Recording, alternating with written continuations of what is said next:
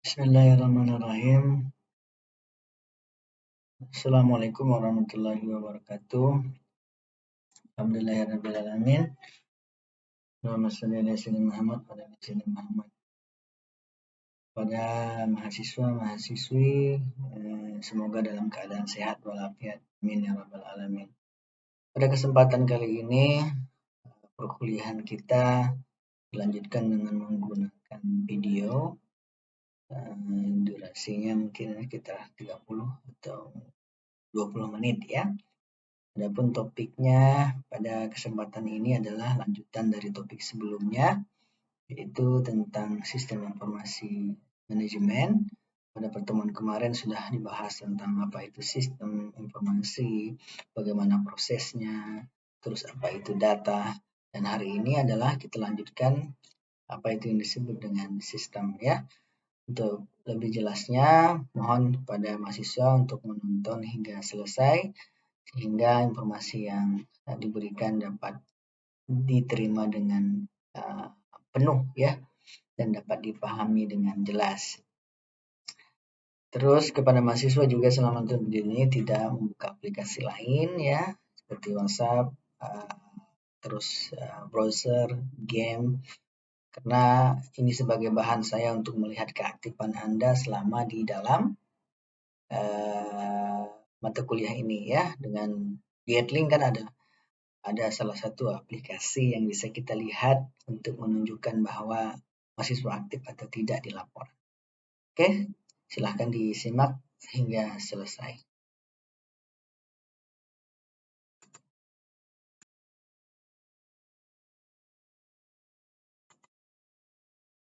Nah, di layar Anda ya sudah muncul topik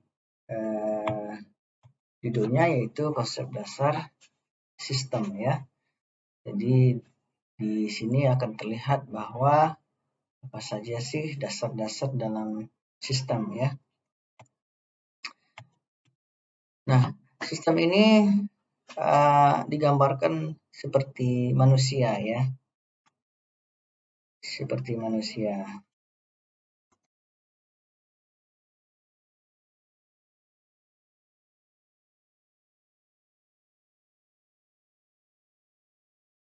Nah, digambarkan seperti manusia ya.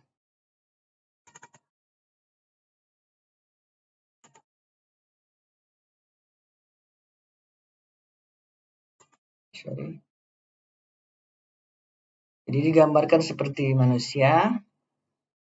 Jadi di tubuh manusia itu ada yang namanya kepala, ada yang namanya kaki ya, ada yang tangan, ada yang jari, ada yang bulu, bahkan mungkin yang terkecil adalah bakteri atau kuman ya, bahkan yang terlihat maupun yang tidak terlihat dari fisik kita, itu sebenarnya adalah sistem ya.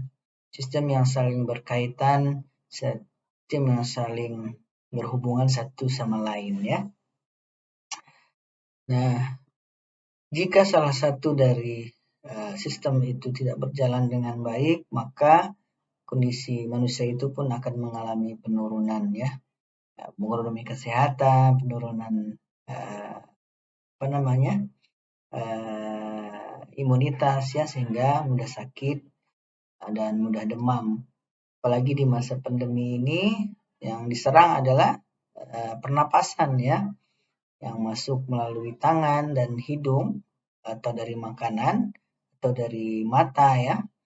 Maka dia akan masuk ke dalam sistem pernapasan dan dia akan mengganggu sistem pernapasan sehingga pernapasannya pun sakit, sehingga dia tidak bisa beraktivitas ya seperti biasa, sehingga seluruh sistem pun terganggu akibat dari salah satu komponen saja rusak.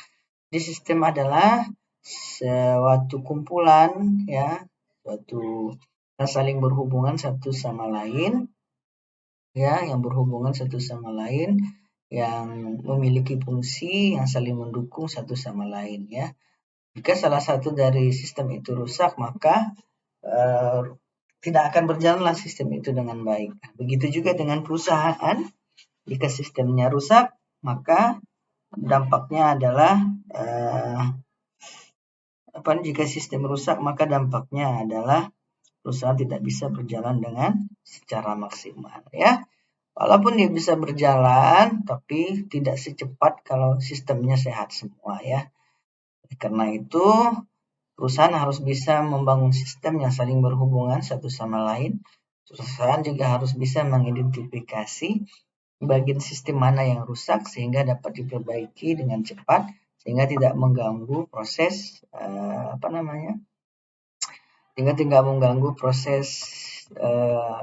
perjalannya bisnis.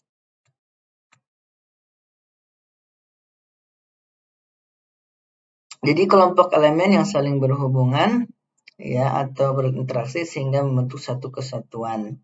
Jadi sistem adalah sekelompok komponen yang saling berhubungan bekerja sama untuk mencapai tujuan bersama-sama dengan proses sistem.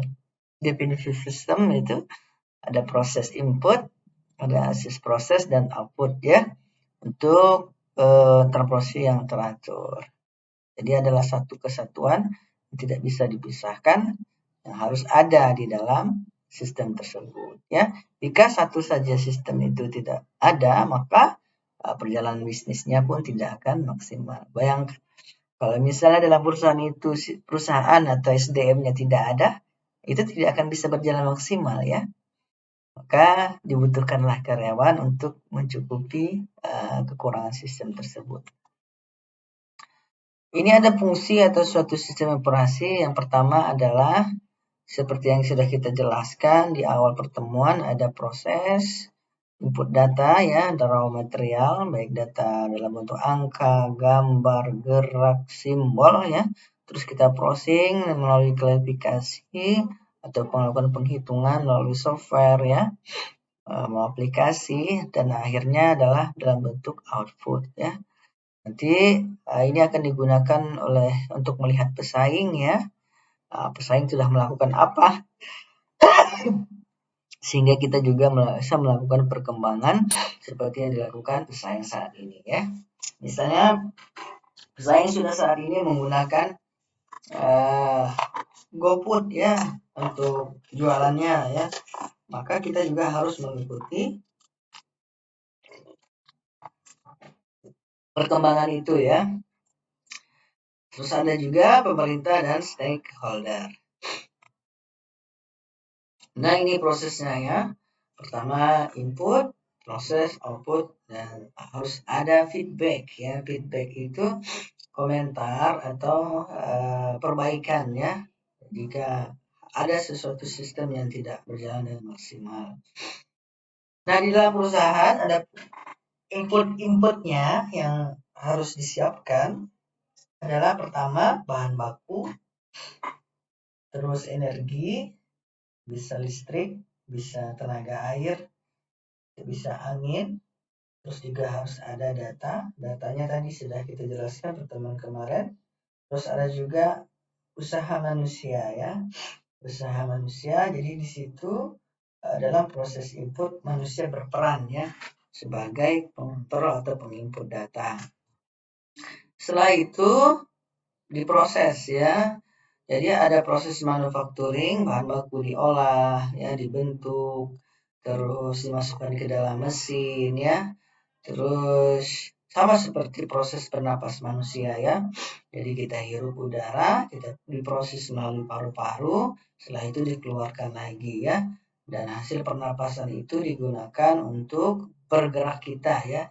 Untuk oksigen kepada komponen-komponen yang membutuhkan oksigen. Jadi kita pompa oksigen itu ke dalam pernapasan, nanti masuk ke aliran darah. Jadi seluruhnya harus membutuhkan pernapasan di dalam organ tubuh kita.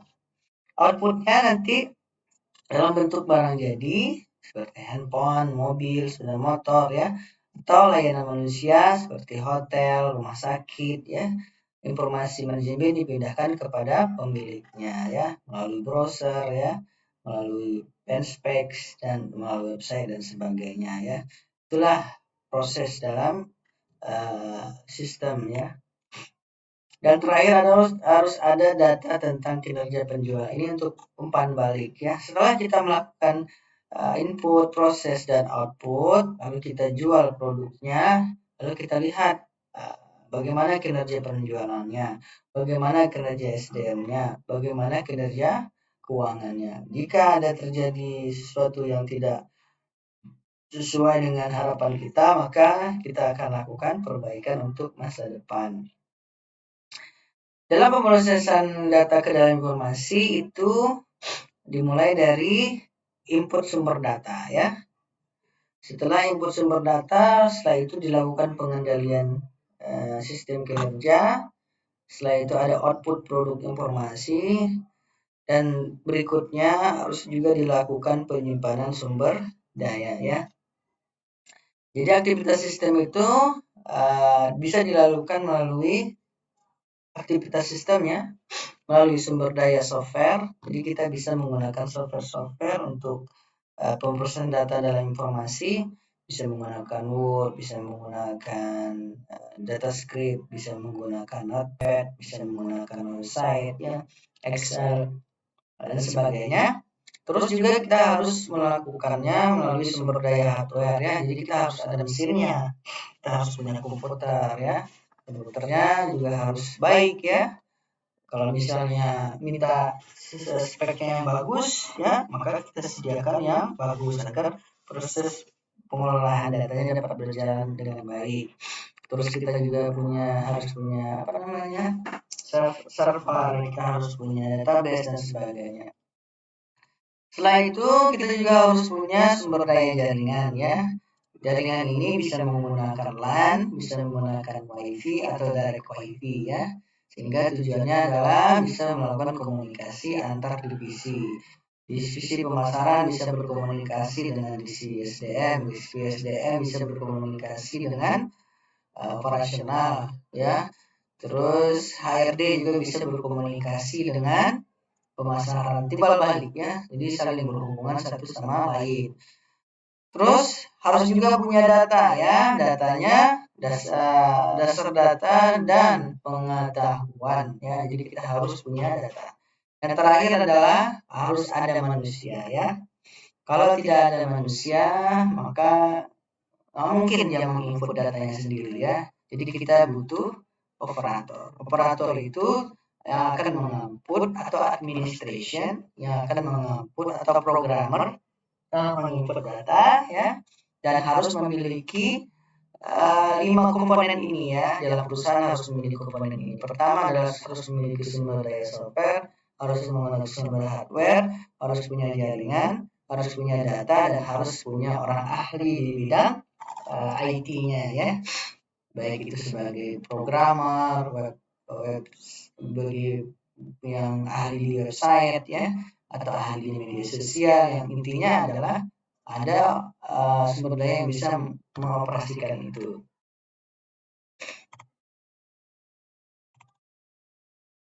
Nah, ini komponen sistem informasi ya, hampir sama, cuman ada yang agak berbeda.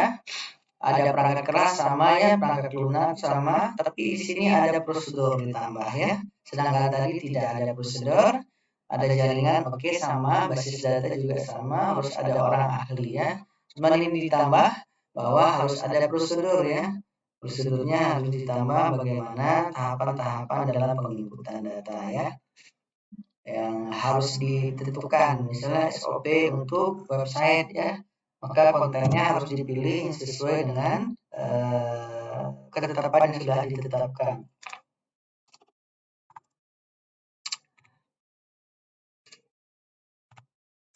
Ya, mesin sama ya, komputer, monitor, diskrip, printer, pemilih optik ini yang dibutuhkan.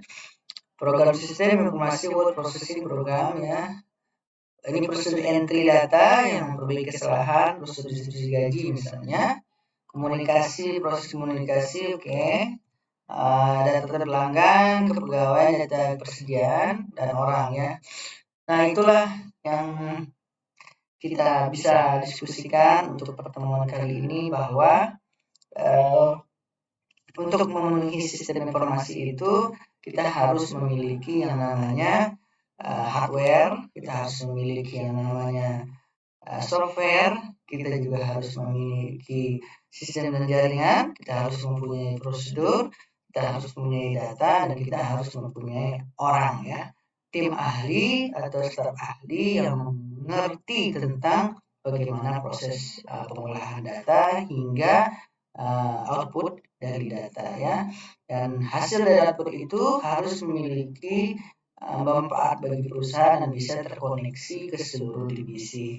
Nah, demikian untuk perkuliahan kali ini ya. Silahkan ditonton. Terima kasih sudah menonton ya. Silahkan nanti berikan komentar di bawah video ini. Dan kita akhiri wabillahi taufiq wal hidayah. Assalamualaikum warahmatullahi wabarakatuh.